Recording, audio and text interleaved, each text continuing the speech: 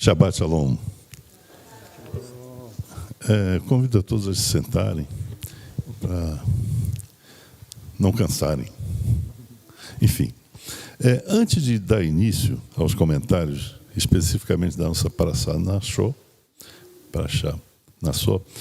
eu gostaria de fazer um pequeno comentário a respeito de um ponto que talvez as pessoas, muitas pessoas, né, não todas, não tenham entendido ainda. Por que motivo o Eterno nos criou? Por que motivo? Entre vários, né? O Eterno ele tem vários motivos para tudo, ele sabe tudo, enfim. Um dos motivos é que nós venhamos a servi-lo com alegria. Esse é o ponto.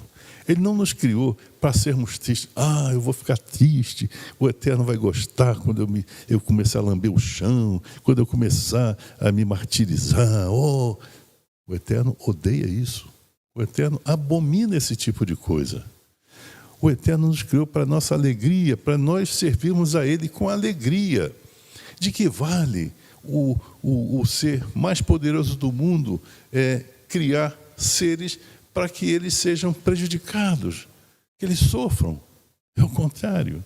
Ele nos criou para que nós venhamos a servi-lo com alegria. Ele gosta de ver nossa alegria. Quando nós dançamos na sinagoga, quando nós tocamos os nossos instrumentos na sinagoga, quando nós fazemos os nossos cantos, as nossas músicas na sinagoga, é isso que alegra Ele. É isso que deixa Ele alegre conosco. Então, por exemplo, vamos dar um exemplo aqui. Quando o povo saiu do Egito, o Eterno abriu o mar, o povo passou pelo mar e, salvo do outro lado, o Eterno fechou o mar. Ele fundiu o mar. E os soldados egípcios morreram ali. Quando o povo viu do outro lado que estava salvo e que aqueles que queriam destruir a nós, o povo, aqueles que queriam nos destruir, estavam mortos ali, afogados, afundados como chumbo no mar. O que aconteceu ali? Aí, certamente, Miriam, Moshe, o povo todo, né, pegou um piano, começou a tocar piano, pegou o contrabaixo, pegou os violões e tal, e começou a cantar. É isso que o povo fez? Será? O que o povo fez? Miriam e as mulheres pegaram pandeiros. Com esses pandeiros, marcaram o ritmo das músicas, o ritmo das danças, o ritmo da alegria, confessada ao Eterno, toda aquela alegria. Então, quando nós temos os nossos instrumentos aqui, podem chamar até de pandeiro, do que quiser, não importa. O fato é que o ritmo, a percussão, é um instrumento muito importante para trazer alegria, para trazer motivação da pessoa se alegrar. Aquela batida, aquela coisa toda, aquilo nos traz alegria. É instintivo do ser humano. Nós fomos criados assim, dá licença. O Eterno nos criou assim. Ele nos deu alegria, e devemos então nos alegrar perante o Eterno, como uma forma de demonstrar a nossa imensa gratidão que precisamos ter ao Eterno, através da nossa demonstração de alegria. Bom, então vamos lá. Começando aqui o nosso comentário a respeito de Nassó, esse nosso primeiro rito trianual, essa primeira leitura trianual. Bom, então, nós tínhamos aqui as famílias de 3 dos descendentes de Levi, os levitas. Nós tínhamos primeiro Querate, nós tivemos depois Gershon e, por fim, nós tínhamos Merari. Então, quais eram as funções dessas famílias? Bom, as funções do Kohen Gadol e do Kohanim eram o serviço ao Eterno no templo móvel no deserto. Mas essas 3 famílias, cada uma delas tinha uma missão. Que missão era essa? O transporte do templo móvel no deserto, quando o Eterno determinava que nós saíssemos de onde estávamos para novo local, então o templo tinha que ser desmontado. O templo era desmontado. Então, cada uma dessas famílias tinha uma missão. A missão era o transporte do templo. Então, Querate, a família de Querate fazia o transporte dos objetos sagrados. Era todos aqueles objetos, né? A mesa das preposições, dos pães, né? Nós tínhamos a menorá, nós tínhamos, então, cada um daqueles objetos eram transportados, a própria arca sagrada, onde lá dentro tinham as tábuas dos 10 mandamentos, nós tínhamos a Torá, nós tínhamos, enfim, todo aquele tipo de objetos santos que tinham ali, objetos sagrados, que o Eterno determinou. Então, os filhos de Querate, eles faziam o transporte disso. Era o transporte dos objetos mais santos, mais sagrados que existiam ali no templo. Eram aqueles que ficavam ali dentro e próximo do Santo dos Santos. Então, os filhos de Querate, eles faziam o transporte disso como? Nos ombros. Era nos ombros. E, por exemplo, a arca tinha aquelas 2 varas, uma de cada lado, então ficavam 2 pessoas atrás, 2 na frente, fazendo o transporte dessa arca. Então, esses objetos, eles eram transportados nos ombros dessa família de Querate. O que isso quer dizer? Eram objetos mais santos, mais sagrados, eles tinham que estar próximo à nossa cabeça. É aquilo que o Eterno nos pede hoje, que sejamos assim também, que os objetos mais santos estejam próximos. Quais são os objetos santos que nós temos hoje? Nós não temos mais aquela menorá, nós não temos mais a arca. O que nós temos hoje é a palavra dele, Eterno, que temos que levar próximo à nossa cabeça, à nossa consciência. Nós devemos ler e estudar tudo aquilo. Bom, então tem os filhos de Gershom. Qual era a função dos filhos de Gershom? Eles faziam o transporte das cortinas, daquele material que fazia separação do Santo dos Santos dos demais pontos, e faziam as cortinas, as coberturas, aquela coisa toda de separação.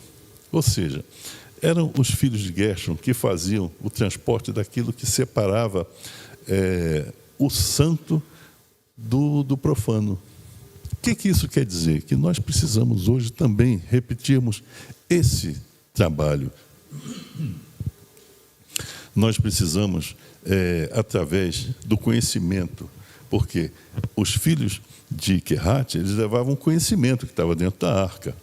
E os filhos de Gershom, eles faziam o transporte daquilo que separa uma coisa da outra. Ou seja, através do conhecimento que nós tínhamos que ter através da Torá, nós fazíamos a separação do bem e do mal, daquilo que ficava no Santo dos Santos, daquilo que ficava no mundo exterior. Então, precisamos fazer da mesma forma a separação daquilo tudo que é bom, daquilo que é ruim. Como? Através do conhecimento, do saber. O saber nós adquirimos, ou seja, nós temos que, dentro de Torá, nos alimentarmos de Torá, com as palavras de Torá, e com esse conhecimento fazemos a separação. Nós temos que ter a consciência. O Eterno quer que nós sejamos conscientes daquilo que fazemos. Ou seja, não é porque alguém falou, isso é ruim. Não. É você que tem que descobrir que é ruim. Por quê? Porque você se alimentou de Torá. Você pegou a consciência através de Torá. Então você sabe o que é bom e o que é ruim. Faça a separação. Seja como os filhos de Gershom, que levam as cortinas que separam. Já os filhos de Merari, eles transportavam aquelas coisas mais pesadas, e a parte material, representando a parte material, eram as tábuas, eram as bases das tábuas, que eram de prata, pesadíssimo, aquilo devia ser. Então, eles faziam o transporte do material. O que é o material para nós? O material é aquilo que nós vivemos daquilo, nós vivemos do alimento, nós vivemos do conforto da nossa casa, nós vivemos, enfim, de todos aqueles itens necessários à nossa boa vida. Nós devemos buscar também o material, não é só o espiritual. Nós temos que ter o espiritual, claro, precisamos ter o espiritual, mas o material. Sem o material, nós conseguimos atingir o espiritual? Sem o material, nós conseguimos servir ao Eterno? Sem o material, nós conseguimos fazer o serviço, nós conseguimos estudar a Torá com fome, no meio da rua, na chuva. Nós precisamos ter o material e o espiritual. Nós temos que lutar, fazer, através do nosso esforço, a conquista dos nossos bens materiais, juntamente aos nossos bens espirituais e a nossa consciência de separação do bem e do mal. Então, baseado nesses dois, nós temos que fazer a nossa vida material, pedindo sempre ao Eterno que nos auxilie nessa missão, porque é uma missão. Sustentar a família, conduzir a família, ensinar os filhos, colocar os filhos no bom caminho, isso é a nossa missão. Devemos pedir ao Eterno que nos conceda a graça de que possamos cumprir a nossa missão com louvor. E é Ele aquele que nos vai ajudar a atingirmos esse ponto. E eu gostaria, então, de ouvir o comentário das pessoas, né, dos nossos, a nossa mesa, né, e também do Ranor, o nosso Razan, que tem os seus comentários fantásticos, e juntamente com o pessoal da mesa também. Shabbat Shalom.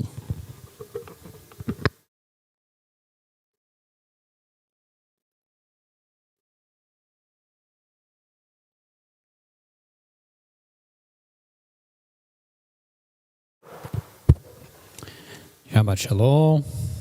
Shabbat Shalom a todos os nossos companheiros, amigos que estão aqui na sinagoga. Já peço licença aqui aos nossos amigos da mesa, ao Zaitun, que está nos comentários principais dessa porção de hoje, a porção de Nassau, que ela traz o título de Nassau, né? Devido ao seu início, né? O conteúdo principal dela seria a contagem, né? A contagem, levantaram um censo dos homens, levitas, acima dos 30 anos, né, que na faixa etária de 30 a 50 ou 60, de 30 a 50 anos, né, que era a faixa etária, né, onde os Kohanim estariam aptos para o serviço, né, dos 30 aos 50 anos. Mas é interessante nos lembrar que na porção anterior, porção de Bamidbar, a gente teve uma outra contagem dos filhos dos levitas, né? Então, os levitas tiveram duas ocasiões de contagem, duas formas de contagem, né?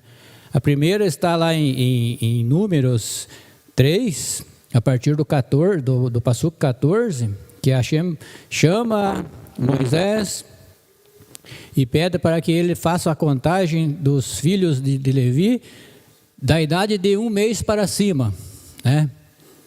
E assim foi contado da família de Gershon, de Merari e de Kehat, né? Os mesmos que nós vimos aqui na contagem de hoje, né?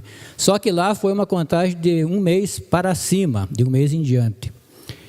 Após essa contagem, Hashem pediu para fazer uma outra contagem, que era a dos Behar, dos primogênitos, Porque então a primeira contagem de 1 mês para cima era porque Hashem queria fazer uma mudança, né, uma troca, uma barganha dos primogênitos de Israel pelos levitas. Porque por tradição, desde que saíram do Egito, por tradição, a liderança da família, o sacerdote da família era o primogênito. Os primogênitos, então, que tinha como ofício de exercer o sacerdócio até o momento em que eles falharam, né? Falharam ali com o momento do bezerro de ouro, que eles não tiveram a capacidade, né? A hombridade de se opor contra aquele plano de eles fazerem um Deus para eles, né? E então eles falharam. E ali, naquele momento, quem se levantou em defesa de Hashem, da unicidade, da unidade de um único Deus, foram os filhos dos levitas, foram os levitas, né? Então, aqui nesse momento, agora Hashem quer fazer uma troca, porque os primogênitos não cumpriram com o seu dever, né? Então, agora eles perderam o seu ofício. E daqui para frente seriam os levitas. Então ele fez a contagem de um mês para cima dos levitas e depois pediu para contar também todo o primogênito dos filhos de Israel de um mês para cima também. Vale lembrar que é todos os primogênitos varão, né? Todo homem, né? Porque às vezes surge essa questão, né? Já muitas pessoas vieram a fazer essa pergunta, questionar, mas e se o meu primeiro filho for uma mulher? Ela é uma primogênita?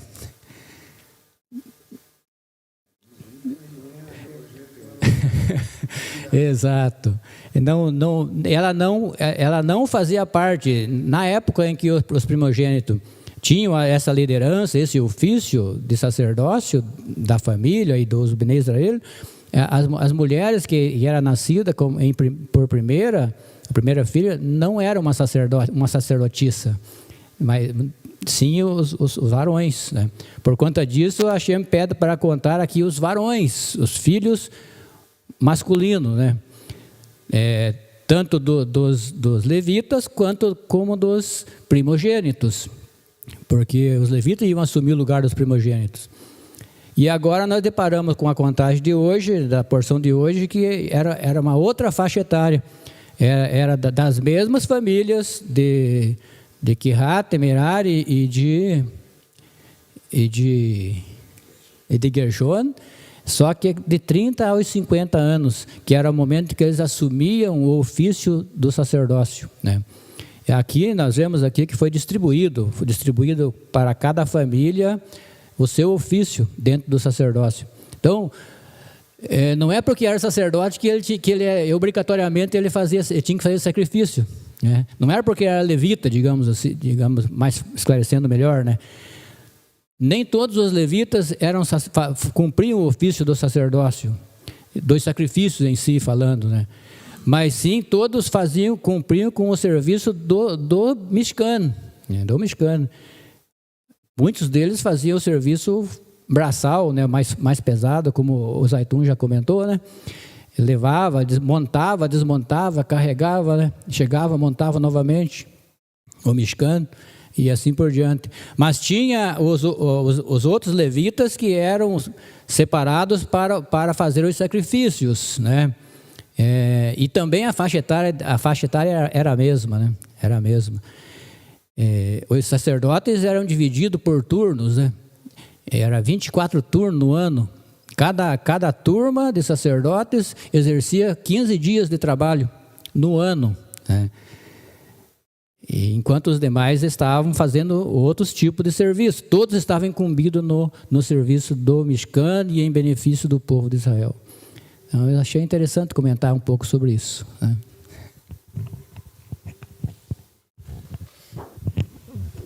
Shabbat Shalom.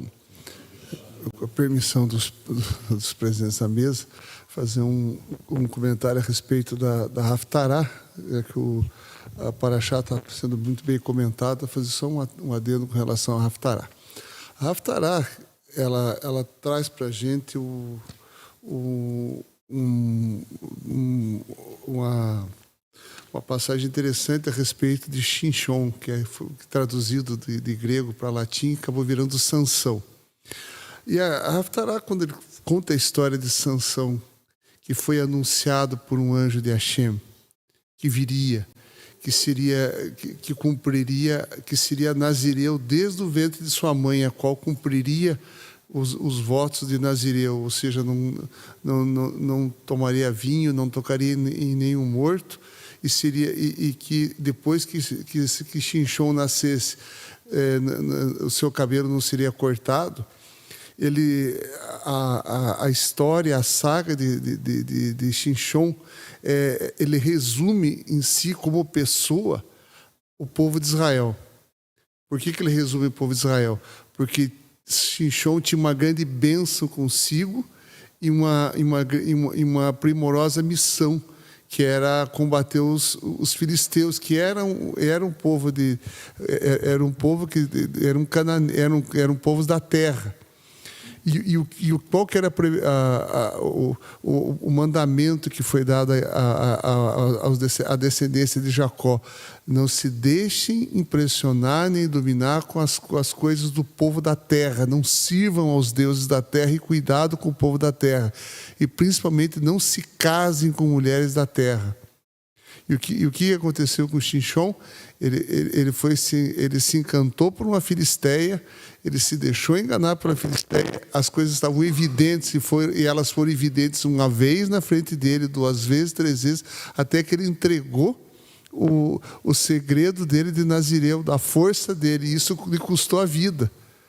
Então, a história de Shinshon ela é o resumo dos erros que Israel cometeu e que acabou resultando na diáspora de Israel. A história de Shinshon, ela pode ser tida como um arquétipo, como um resumo. Embora ela tenha se passado antes da diáspora judaica, ela foi profética em todos os sentidos. E ela traz consigo mais uma mensagem. Quando o anjo de Hashem veio e falou à mãe de Shinshon, e depois falou ao pai de Shinshon, eles quiseram reverenciar esse anjo, e o anjo disse: eu não tenho nome, ele é só mensageiro, ele não deve ser reverenciado, o nome dele não deve ser lembrado, porque ele só trouxe uma mensagem para que se evite e ficou claro, nítido, não se reverencia o mensageiro e nem o serviçal de Hashem. É a mensagem e quem mandou essa mensagem que deve ser dado reverência. E tanto que ele disse: vocês façam uma oferta no altar a Hashem. E o anjo se consumiu e subiu com a fumaça daquele holocausto, daquele cabrito que foi ofertado. Ele se desmaterializou em frente a eles e subiu.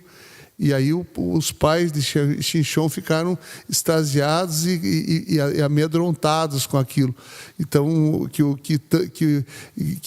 a tradução que aquele anjo tão somente era uma ferramenta que Hashem tinha colocado para levar a mensagem, e que não deveria ser reverenciado, ao contrário que algumas correntes espiritualistas tentam reverenciar anjos, isso e aquilo, isso não cabe.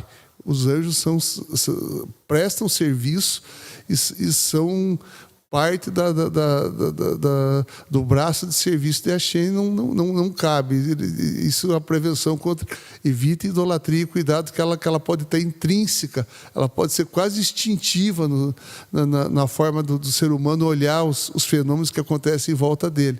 Então, essa Haftarah, para mim, ela me trouxe essas 2 visões: a idolatria e a armadilha dos filhos de Jacó, dos filhos de Israel, diante dos povos da terra, diante dos deuses dos povos da terra, e a recorrência de ver sinais e mais sinais e continuar errando, e os filhos de Israel tropeçaram e caíram mais de uma vez diante dessa armadilha dos filhos da terra.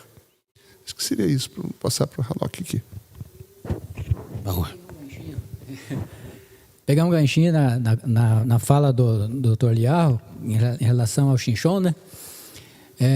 Na verdade, a gente vê que ele foram 2 vezes, pelo menos 2 vezes, que ele teve uma experiência, né? Mas não aprendeu com a primeira, né? A primeira foi quando aconteceu um episódio que, quando ele estava indo, ele se encontrou, um leão veio contra ele, né? Avançou nele, e ele pegou o leão e matou o leão. com as suas mãos mesmo, rasgou, arrebentou o leão. E passado um tempo, ele passando novamente por aquele local, ele passou onde estava o cadáver do leão, e o leão, o que tinha acontecido com o leão? Tinha secado ali, estava só a ossada dele, né? E abelhas tinham feito mel nela, né? Feito colmeias, tinham feito colmeias na ossada do leão. E assim ele se alimentou do mel da ossada do leão. E aí, em determinado momento, ele chegou lá nos filisteus e armou uma charadinha, né? Fez uma charada com os filisteus.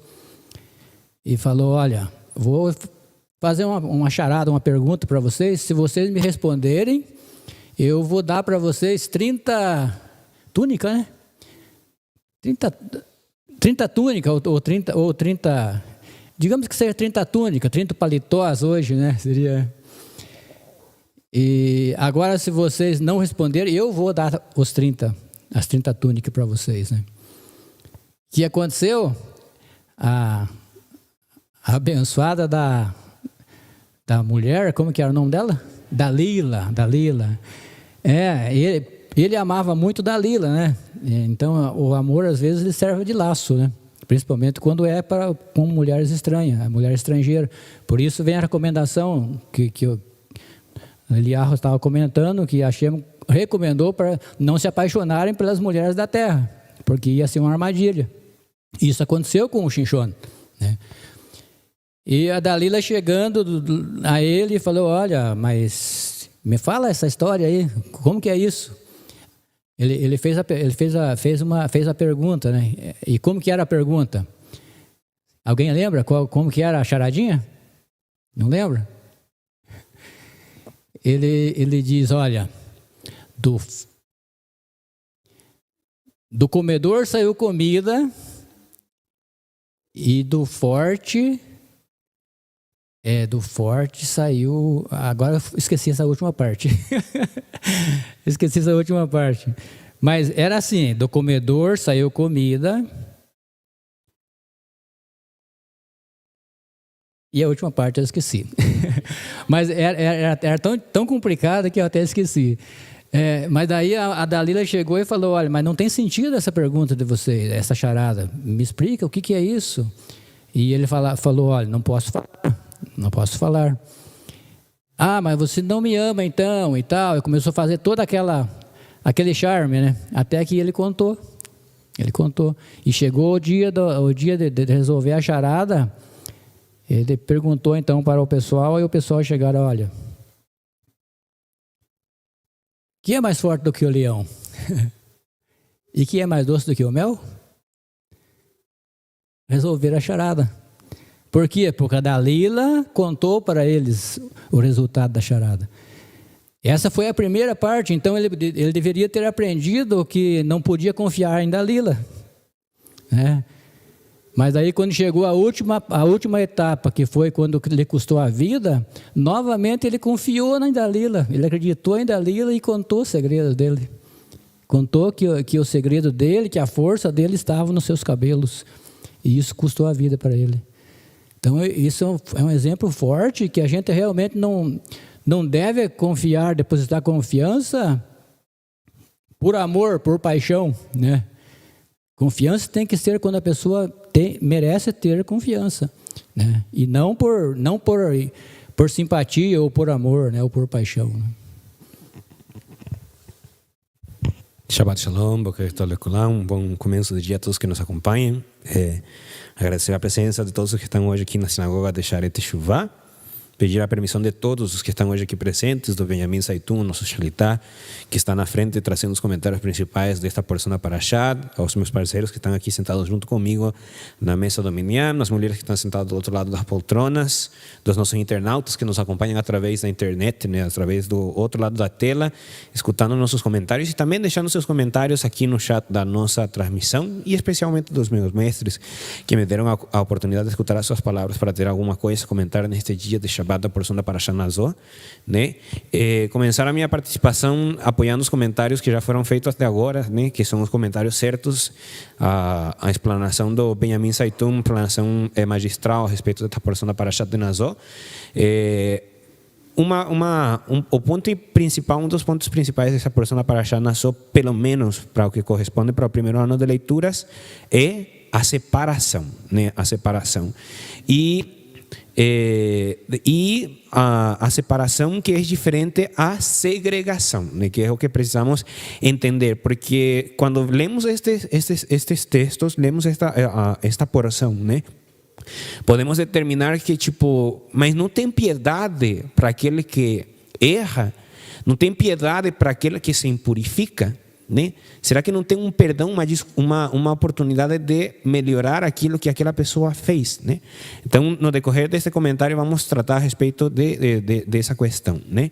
Mas antes de responder essa pergunta, né, que é a pergunta principal da porção da Parashat desta semana, precisamos lembrar do livro passado, né? Mais uma vez, desculpa que faça tanto ênfase nessas duas porções, tanto da porção da Parashat de Bamidbar, da porção da Parashat passada, a esta Parashat da Parashat Nazó. Lembrarmos do Sefer de Vaikra, né? Vaikra, o livro de Vaikra, que foi o livro passado, o livro de Levíticos, né? O tema principal, a energia principal do Sefer de Levíticos, o Sefer de Vaikra, é a Kedushá, né? A Kedushá, que é a santidade, através da Keuná, através do sacerdócio e através da santificação dos Bnei Israel, não só dos sacerdotes, senão dos Bnei Israel. Por isso é que no Sefer de Vaikra não temos só mandamentos referentes ao serviço sacerdotal, também temos kashrut, também temos as relações certas para os Bnei Israel, temos o tema da lepra, temos muitos temas que são tratados no Sefer de Vaikra que não são só para os levitas, ou não são só para os Kohanim, os Bnei Arão, os descendentes de Arão, né? Senão para todos os Bnei Israel, né? Então o Sefer de Vaikra é uma proposta. A proposta é: vocês são santos, vocês querem ser santos como eu sou santo. Tanto assim que essa frase se repete muitas vezes nesse livro de Vaikra, né? Sejam santos como eu, Hashem, sou santo, né? Agora o Sefer de Bamidbar é o pagamento, a demonstração de que se os Bnei Israel, nos tempos dos nossos pais e nos nossos tempos, estamos dispostos a sermos santos. E a pergunta fica, que já fizemos essa pergunta em outras oportunidades, muitas oportunidades atrás. A pergunta é: o que é santidade? Santidade, no judaísmo, santidade é separação, né? Separação. Quando você pega uma coisa e fala: não, isso aqui é para Hashem, isso aqui é para o serviço, isso aqui é para a comunidade, isso aqui é santificação. Quando eu separei uma porção de algo para um trabalho ou para uma função específica, isso santifica aquilo, né? E já falamos muitos exemplos a respeito dessa questão, não vou me estender nessa parte aqui, mas o importante é o seguinte: no capítulo 5, vou pedir uma licença aqui do Eliahu, né? Na porção de hoje, no capítulo 5, versículo 1, vem essa parte que eu falo a respeito de parece como segregação, ou seja, separar, tirar alguma coisa, né? Diz assim, capítulo 5, versículo 1 até o 4 diz: e falou Adonai a Moshe dizendo: ordena aos Bnei Israel que enviem do acampamento. Quando fala que enviem, é que mandem sair fora do acampamento todo leproso, todo aquele que padece de fluxo e tudo impuro por ter tocado os ossos do cadáver de uma pessoa, tanto homem como mulher enviareis, ou seja, mandarão embora fora do acampamento, os enviareis, para que não contaminem os seus acampamentos no meio dos quais eu habito, né? E a pergunta é, a seguinte pergunta é: a separação é uma coisa boa ou é uma coisa ruim, né? É uma pergunta um pouco difícil, porque isso acontece nos nossos dias atuais e acontece na nossa época contemporânea, né? Então eu posso colocar um exemplo fácil. Há poucos anos, há umas décadas atrás, no ano 60, se não me lembro, nos anos 60, tivemos a questão do reator nuclear em Chernobyl, né? E as pessoas que estavam nesse lugar se contaminaram de radiação, né? Todos os que estavam ali. Mas a questão é o seguinte: quando acontece o problema, quando o BO já aconteceu, né? A diferença entre quem é justo e é injusto é aquele que tem a capacidade de separar a situação, né? Como quando tem uma briga, né? Quem é justo, ele separa a briga, né? Ele separa a briga. E nessas situações também. E temos heróis de homens que decidiram, não, eu vou me sacrificar para permanecer, que todo o mundo permaneça salvo, que foram aqueles que tomaram a decisão de se jogar dentro do reator nuclear para tentar diminuir o efeito de radiação que estava tendo na planta nuclear de Chernobyl, né? Então todas essas pessoas morreram pelo contato com a radiação. Mas se eles não tivessem tomado essa decisão de separar a sua vida do restante do mundo, nós possivelmente não estaríamos hoje aqui, né? Porque a radiação que estava sendo emitida estava incrementando exponencialmente a cada hora, né?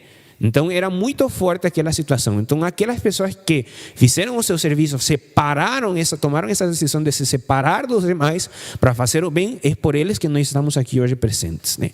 Então a separação é uma coisa que pode ser vista como uma coisa boa.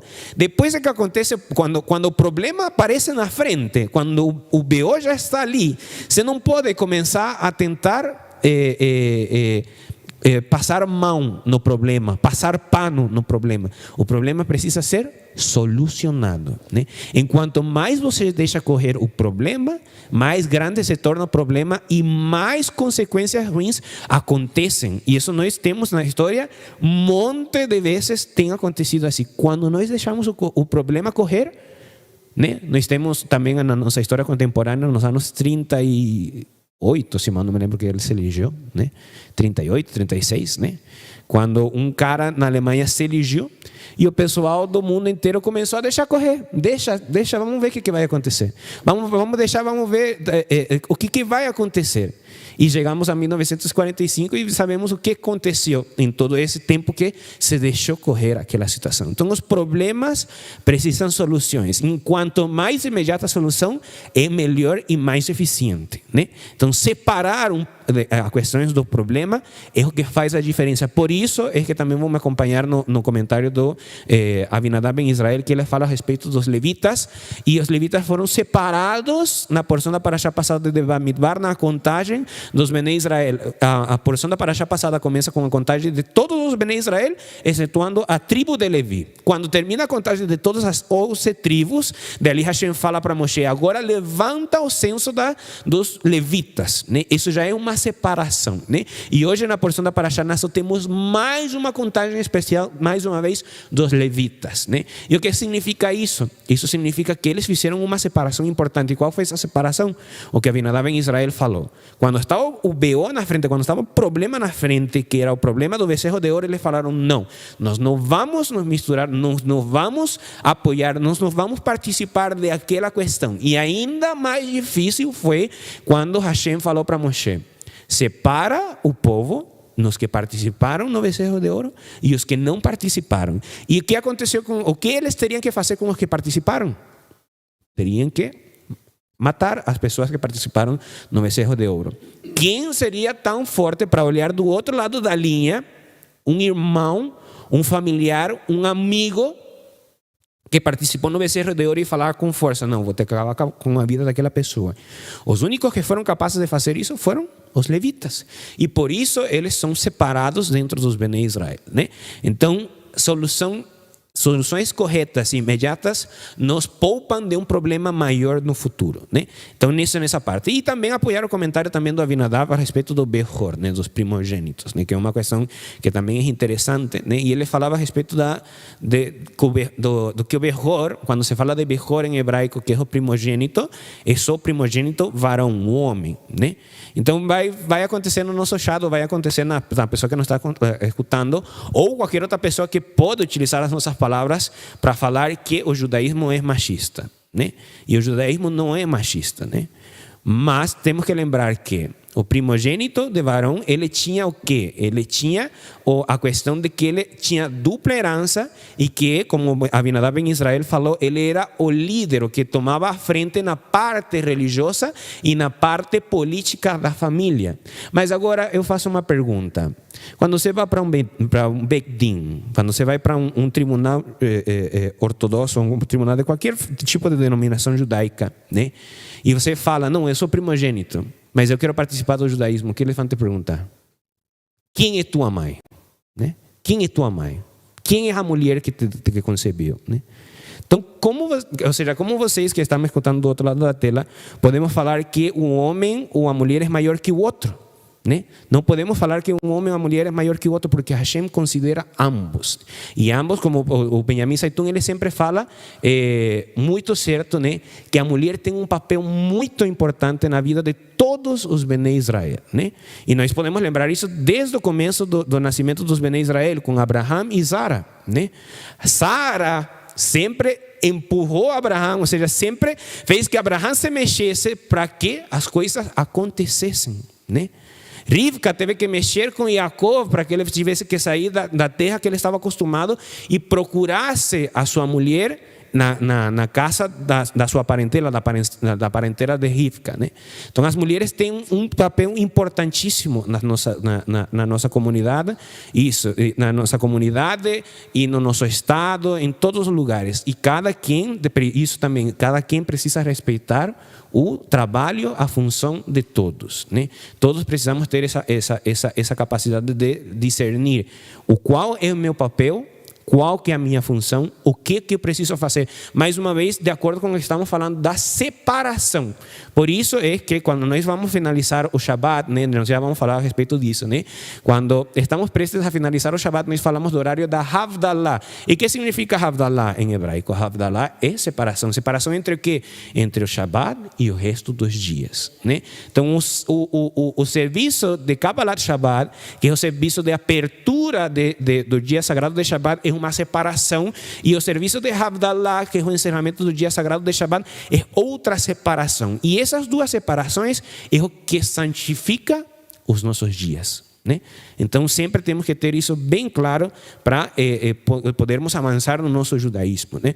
Então, não é xenofobia, ou seja, quando Hashem fala para separar o leproso, quando Hashem fala para separar o que tem problemas com fluxo, quando Hashem fala para separar aquele que encostou em algum morto, não é segregação, não é xenofobia, não é racismo, é uma questão que precisa ser resolvida para não contaminar o resto da comunidade. É uma questão que a própria pessoa que está contaminada deveria ter a consciência de falar: não vou contaminar o restante das demais pessoas. Apoiando mais uma vez também o comentário do Eliyahu Ben Israel, ele falava, né, que a história de Samson é muito parecida com a história dos Ben Israel. Quando deixamos nos contaminar, quando deixamos que as outras culturas tenham influência na nossa vida, no nosso pensamento, na nossa forma de agir, nós nos contaminamos e perdemos o que quando nos contaminamos? Perdemos a nossa santidade. Né? Então temos que ter muito cuidado com isso. Podemos escutar as demais pessoas? Podemos. Podemos estudar com as demais pessoas? Podemos. Podemos conviver com as demais pessoas? Podemos. Mas não podemos deixar-nos influenciar pelas demais pessoas, como também o Abinadab Ben Israel falou. Através da paixão, que é diferente ao amor, porque o amor é uma questão. O amor, mais uma vez, já falei isso em outra oportunidade, mas vou deixar mais uma vez. Amor é a máxima expressão do respeito. E o respeito é a expressão mínima do amor.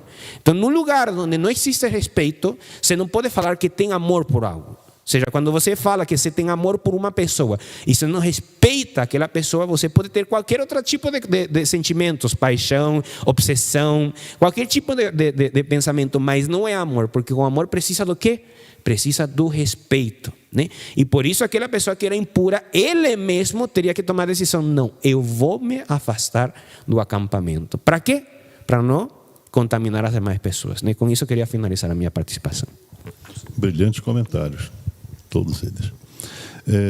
Eu gostaria de aproveitar um gancho aqui no comentário do Hanor, que é o seguinte: o papel da mulher. É exatamente isso que ele falou. Muitas pessoas acreditam que o judaísmo misógino, separa as mulheres, enfim, é o contrário. O papel do homem e o papel da mulher são muito claros, muito claros.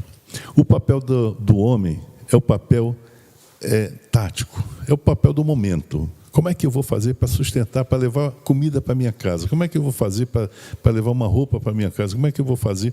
Então, o papel do homem é o papel tático, é o papel momentâneo, é o momento. Como é que você vai resolver para minha família não passar fome? O que é que eu vou fazer? Esse é o papel do homem, é o papel tático. A mulher é um papel diferente e é mais importante do que isso. O papel da mulher é o papel estratégico, é a mulher que vai permitir com que a civilização se transmita, é a mulher que forma a mentalidade dos filhos, é a mulher que forma o futuro, é a mulher que permite que a civilização, que o judaísmo, que a nossa fé, ela se transmita adiante para as próximas gerações. O papel da mulher é mais importante do que o papel do homem. É claro que o papel do homem é importante porque sem o alimento, sem a roupa, sem o sustento, como é que a pessoa vai conviver? É impossível. Mas a mulher, o papel dela perante a sociedade, perante ao eterno, perante a civilização, é muito mais importante do que o papel do homem. Então, a mulher, tenham orgulho do papel de vocês, tenham orgulho do instinto de vocês. A mulher, ela tem uma santidade mais elevada do que o homem. Então, o papel da mulher é um papel muito mais importante do que o nosso. Shabbat Shalom. Então, partimos de Shabbat. Para encerrarmos nosso serviço de Shaharit de Shabbat, deste Shabbat da porção da Parashat Nazó. Lembrar a você que nos acompanha de casa que estaremos voltando a partir das 17h50 com o nosso serviço de Motzai Shabbat, o serviço da saída de Shabbat, deste Shabbat da porção da Parashat de Nazó. Né? Então, participe junto conosco desse grande momento. Né? Faremos então o Kiddush para o dia de Shabbat.